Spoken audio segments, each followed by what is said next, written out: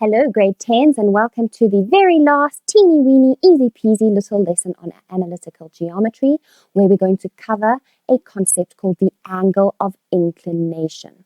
For now, let's just have a look at these three coordinates on the Cartesian plane, and let's recap all sorts of kinds of questions that we could be asked about these coordinates. What if I asked you to find the length of AC? The length is a distance, right? We've got two coordinates. What would we apply to find the distance or length of AC? Of course, the distance formula. What if I asked you to find the midpoint of this line AC? We want to find this middle point over there that would cut AC directly in two perfect halves. Of course, we would use the midpoint formula. I'd like you to go back on the lessons to find the distance and the midpoint formula if you've forgotten them. Remember, the midpoint is merely the average between the x values and the average between the y values to get you an x and y part of a coordinate. The distance formula is that big formula where there's a big square root where it comes from Pythagoras originally. It's the difference between your x's squared added to the difference between your y's squared. Square root that answer and you get the length of AC. What about a gradient? Here I've asked you, what would you do if I asked you to find the gradient of BC? Of course, we would use the gradient formula. Remember that you could have also been asked to find the gradient of AC. You could be asked to find the gradient of AB. You could ask to find the midpoint of BC, etc.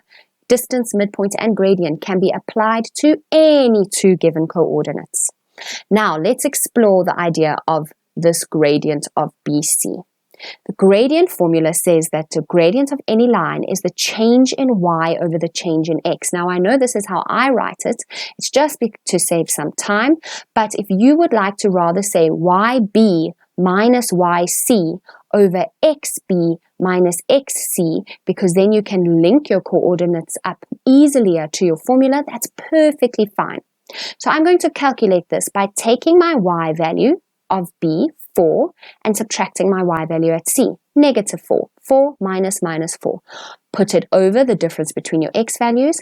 15 at x at b is 15, minus x at c is positive 3. 15 minus 3, simplify that, we get 8 over 12, which simplifies to 2 over 3. So we now know the gradient of this line is 2 over 3. Great stuff. Now I want you to forget about that for a second, and let's just pretend we sketched a right-angled triangle where BC is the hypotenuse. Can you remember that the distance of a vertical line you get from looking at the top y value of that vertical line and the bottom y value of that vertical line? If this is 4 units and that's another 4 units, a vertical line will be the top y value minus the bottom y value, 4 minus negative 4. We actually calculated it here in this numerator already. For top y value minus bottom y value gave us 8 units. That is the length of this vertical line. Let's do the same with the horizontal line. A horizontal distance will be calculated by taking the x value on the right, which was a 15, minus the x value on the left, which is a 3. 15 minus 3, we worked out over here already, is 12. Good stuff. So now we have the vertical and horizontal distances of a right-angled triangle. So what if I went and popped a little theta into this triangle? Do you agree that the two pieces, see how I haven't even calculated BC, I don't really need it just yet, but the two pieces of information that link up to theta lie opposite theta. We have an opposite value of 8 and we have an adjacent value of 12.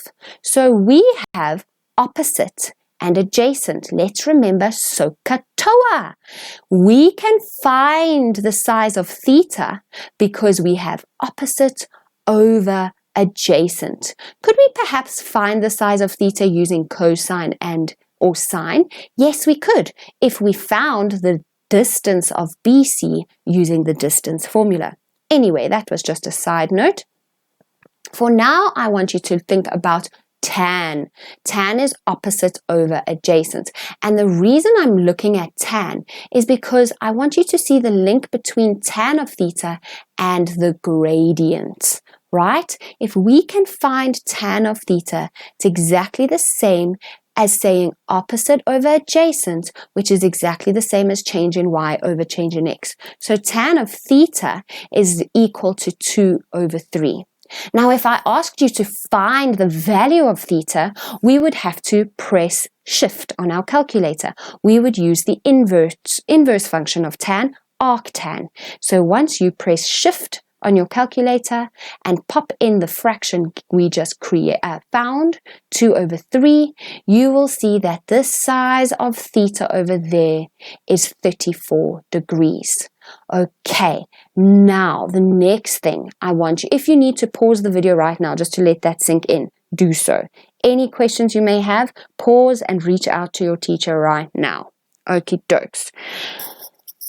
Now, I'd like us to consider the fact that the x-axis is a horizontal line. Now, this line of 12 units over here is also a horizontal line. Hence, the x-axis is parallel to this bottom of the triangle over here. Hence, we have corresponding angles happening. Do you see this F shape, upside down, back to front F? We have corresponding angles, which means that angle right over there will also be theta. And so it will also be 34 degrees. And that angle right there is called an angle of inclination. Why? Because an angle of inclination is the angle formed between the x-axis and any given line in an anti-clockwise direction. So I'm going to repeat that definition on this slide. The angle of inclination is the angle formed between the x-axis and a straight line in an anti-clockwise direction. So let's look at our x-axis. Let's look at a straight line BC. Aha! If we were to go in an anti-clockwise direction, we would form this angle here, and that would be called the angle of inclination of BC.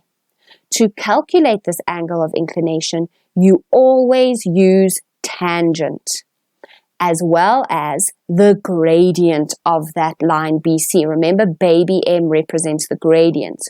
So if you can work out the gradient of any line, you can work out the angle of inclination of that line.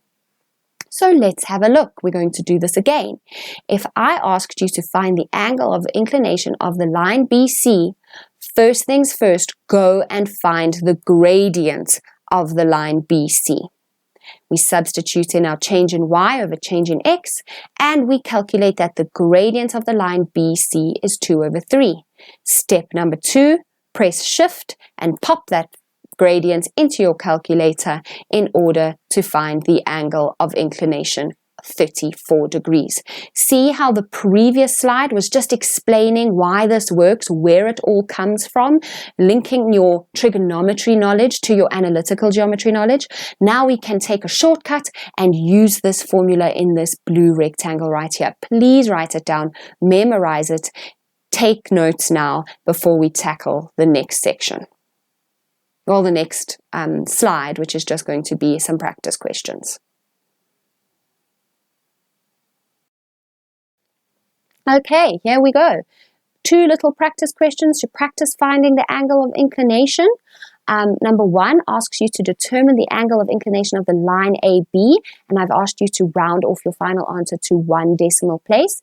Let's just confirm what is the angle of inclination. It's the angle formed between the x-axis and the given straight line in an anti-clockwise direction.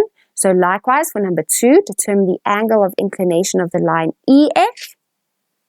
It's this angle right here, the angle formed between the x-axis and the straight line in an anti-clockwise direction. And we just call it theta. You know, you could call it alpha, beta, x, y. Avoid x and y's because of x-axis, y-axis. But we could use any degree symbol, but theta is probably the one that's most commonly seen. And then let's just confirm, where is the angle of inclination? In question 1, it's over there. And in question 2, it is over there. So go and calculate those gradients. Use the arc tan function, i.e. press shift on your calculator to find those gradients. It's easy as that. Feel free to send in your answers and ask, or we'll check them as soon as you've completed it. Go for it.